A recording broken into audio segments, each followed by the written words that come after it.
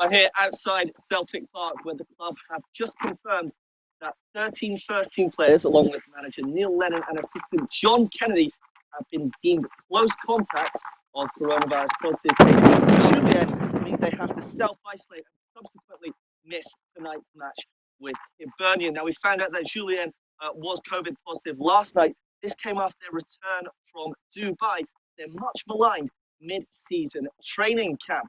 Now, going ahead to tonight's game, of course, Celtic are scheduled to play Hibernian in the Premiership.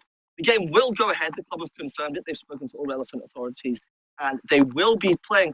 But who will be playing is a completely different matter. We have no idea who the 13 men are that are self-isolating now, so we'll have to wait until the team lineups come out at around 6:30, about an hour before kickoff, before we find out. But expect many of the youth academy players at Celtic to be on the bench, or perhaps even in the lineup.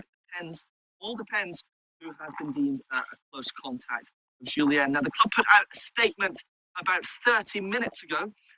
They explained everything in there. They did say that they had strictly kept to their social distancing guidelines and their bubbles, and that what has happened to the Hoops could have happened in Scotland.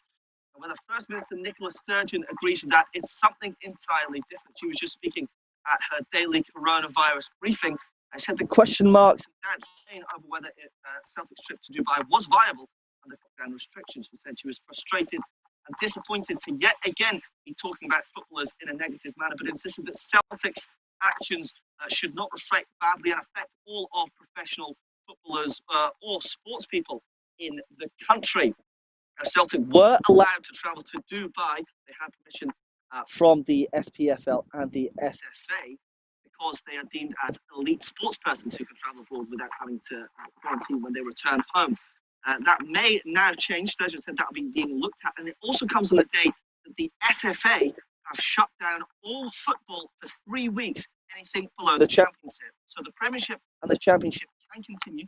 League One, League Two, the Scottish Cup, junior football, the Highland League, the Lone League, the Women's Premier League, all of that will be stopped for at least 3 weeks until the 1st of February. So question marks do remain over Celtic. Who will be playing tonight? We'll have to wait and see. Will that give Hibs a big advantage? It comes at a terrible time for Celtic. They're 22 points behind league leaders Rangers. But bigger question marks remain. Christopher Julien, was he a necessity to go on the trip? He was injured, of course. How did he catch the virus? But biggest of all, necessary that Celtic flew to the Middle East in the midst of the pandemic.